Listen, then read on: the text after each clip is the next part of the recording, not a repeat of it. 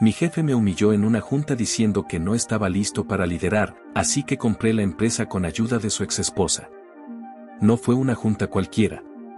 Fue la típica de los viernes, donde mi jefe, Lorenzo, se pavoneaba como si el mundo le debiera disculpas por no venerarlo lo suficiente. Él hablaba y todos asentían como si sus frases fueran dogmas. Yo llevaba 6 meses trabajando directamente bajo él como coordinador de proyectos, tras una promoción que, según él, era temporal. Ese día, presenté una propuesta para reorganizar nuestra cadena de producción. Había pasado semanas estudiando datos, ajustando presupuestos, previendo escenarios. Cuando terminé de hablar, hubo silencio. Esperé una reacción. Incluso solo una mueca de reconocimiento. Pero no. Lorenzo se acomodó en su silla. Miró alrededor. Y dijo: ¿Ven esto? Esto es exactamente lo que pasa cuando das responsabilidades a gente que aún no está lista para liderar. Ideas sin fondo. Análisis sin contexto. Es como ponerle traje a un niño y esperar que dirija una empresa. Risas. Pero no de todos. Algunos bajaron la mirada. Otros, ni siquiera fingieron estar de acuerdo. Yo respiré hondo. No contesté. No podía hacerlo sin parecer resentido. Pero por dentro, algo se rompió. No era la primera vez que me deslegitimaba. Ya antes había reescrito mis informes poniéndole su nombre. Se había apropiado de mis contactos. Se burlaba de mi estilo de liderazgo, diciendo que motivación no genera resultados. Pero esa humillación pública fue distinta. Fue definitiva. Salí de la sala sin mirar a nadie. Pasé el fin de semana cuestionándome si valía la pena quedarme. Y entonces, llegó la llamada. Número desconocido. Voz firme. Mujer. Hola. Me llamo Teresa. Soy la exesposa de Lorenzo. Y creo que tengo algo que te interesa. No entendía. Me pidió que nos reuniéramos. Accedí por curiosidad. Ella era todo lo opuesto a lo que Lorenzo representaba. Discreta. Directa. Vestida con seguridad. Tomó un café. Me miró. Sé lo que hizo. No es nuevo. Te eligió para proyectar sus inseguridades. Lo ha hecho antes. Pero lo que él no sabe, es que aún tengo poder dentro de la empresa. Acciones. Información. Y sobre todo, una motivación legítima para verlo caer. No reaccioné de inmediato. Ella sonrió. No quiero destruirlo por despecho. Quiero hacerlo estratégicamente. Quiero poner al frente a alguien que sepa construir sin aplastar. Y tú ya hiciste el trabajo sin que nadie te lo reconozca. Me habló de una posibilidad. Una compra silenciosa de acciones minoritarias. Un movimiento gradual. Una estrategia para acumular peso dentro del comité directivo. Si aceptaba, necesitaba comprometerme. Tener resistencia. Discreción. Y sobre todo, paciencia. Le pregunté. ¿Por qué yo? Porque él eligió humillarte. Yo quiero hacer de esa humillación el inicio del fin.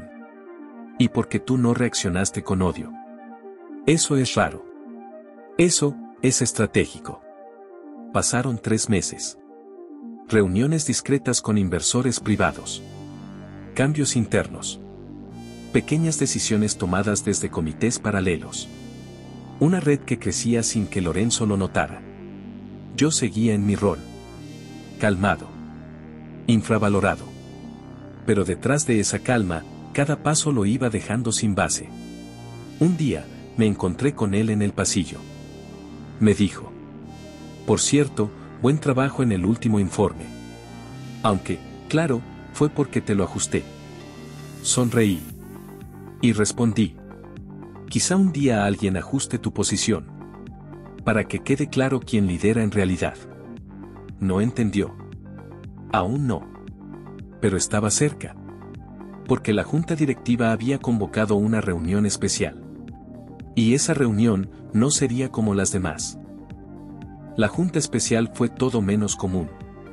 El comité directivo se reunió a puerta cerrada. Lorenzo llegó con su traje habitual y su ego intacto, sin saber que las acciones se habían movido como piezas de ajedrez y que el jaque estaba cerca. Yo permanecí en silencio durante la reunión, observando, escuchando. Y entonces Teresa tomó la palabra como accionista formal. Nosotros, el grupo minoritario, proponemos reestructurar el liderazgo. No por capricho. Por resultados. Y por respeto a quienes realmente han construido desde el silencio. Lorenzo se rió. Despectivo. ¿Van a dejar que mi exesposa decida sobre el futuro de esta empresa? Esto es una vendetta emocional, no una estrategia corporativa. No sabía que no era solo ella. Había 5 accionistas detrás de su iniciativa. Todos hastiados de su estilo autoritario. Todos con pruebas del daño que había causado internamente. Uno de ellos sacó un documento.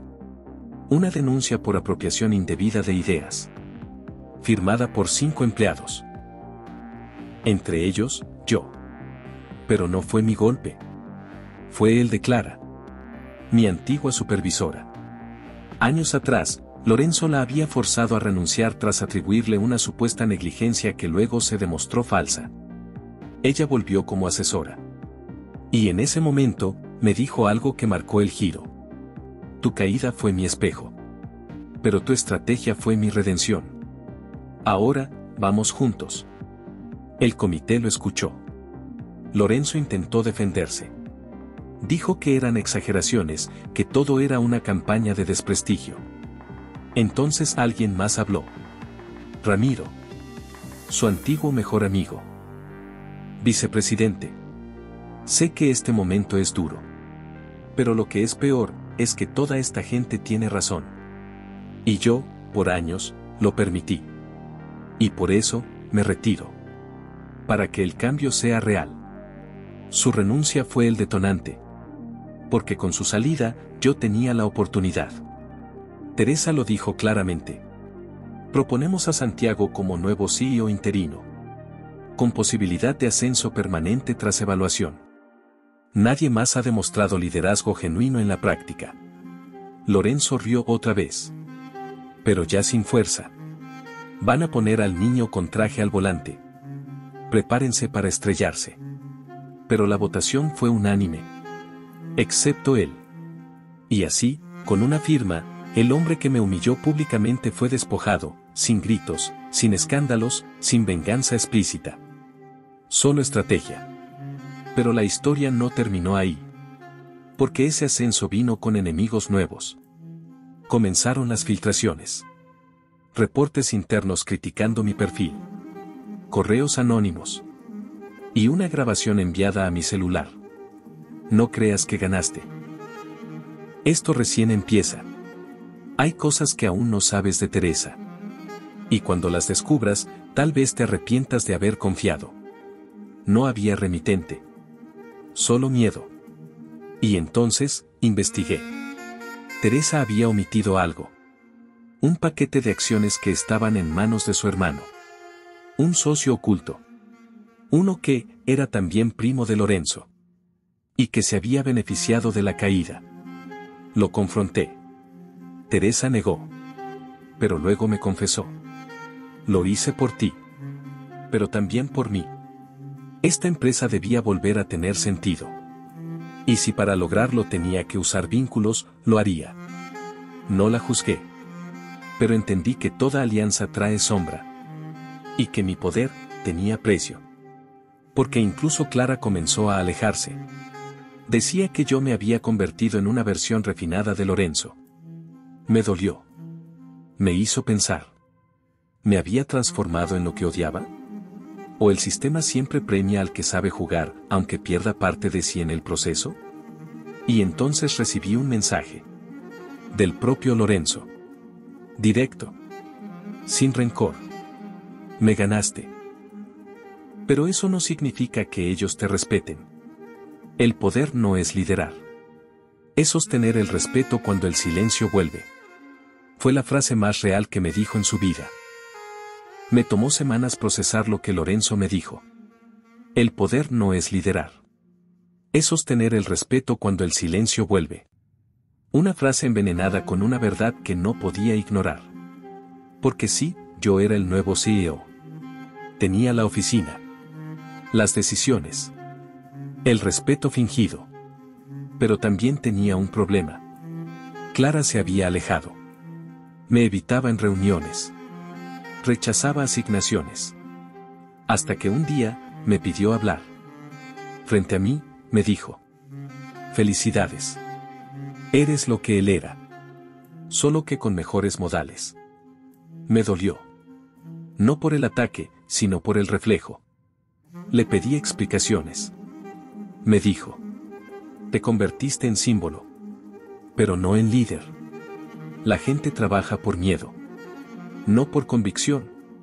Y eso, era exactamente lo que prometiste cambiar. ¿Y tú, qué hiciste por cambiarlo conmigo?, pregunté. Yo confié. Pero tú elegiste ganar. No construir. Ahí entendí que el ascenso sin propósito era solo una victoria estética. Y entonces surgió el conflicto final. Una filtración. Un proyecto confidencial que yo estaba por lanzar, aparecido en manos de la competencia. Perdimos millones. Y todo apuntaba a alguien interno. El comité exigió una investigación. Yo no quise culpar sin pruebas. Pero entonces, descubrimos la fuente. Clara. Ella lo negó. Dijo que fue manipulada. Que una firma falsa la incriminaba. Pero las pruebas eran sólidas. Y tuve que tomar una decisión: despedirla o protegerla. Lo hablé con Teresa. Ella fue clara. Esto es lo que define a un líder. ¿Cómo castigas? ¿Cómo sostienes tu versión de la justicia? Despedí a Clara. Públicamente. Pero no sin antes darle la palabra. Y lo que dijo, me dejó temblando. Me fui porque tú me pediste que confiara. Pero luego elegiste una aliada con razones más personales que empresariales. ¿Sabes cuál fue tu error? No escuchar al equipo. Escuchaste solo el dolor. No el futuro. Su salida dividió al equipo. Algunos me defendían. Otros me veían como lo que más temía ser, una réplica refinada del tirano anterior. Pasaron semanas. Yo dejé de sentir satisfacción. Incluso el dinero me parecía pálido. Teresa quería acelerar un plan de expansión. Yo quería parar todo. Así que la confronté. Le dije: gracias por darme el poder. Pero este poder viene infectado. No quiero sostener un imperio construido sobre venganza. Quiero resetear. Me llamó ingrato. Intentó convencerme. Pero no cedí. Renuncié. No por debilidad. Por redención. Dejé mi puesto. Vendí mis acciones. Creé otra empresa. Pequeña. Con Clara. Y otros que pensaban distinto. Sin jerarquías tóxicas. Sin rituales de poder. Y en la primera reunión, dije: no somos líderes por el cargo. Lo somos por lo que decidimos hacer cuando nadie nos obliga. Lorenzo me envió un correo. Breve. Solo decía: tal vez si estabas listo. Solo que yo no lo estaba para perder. No respondí. No tenía sentido. Porque ya no era guerra. Era cierre. La historia no fue perfecta. Pero fue humana. Me humillaron. Me elevaron. Me desbordé. Y luego, me reconstruí. Con errores. Con fuego. Con verdad.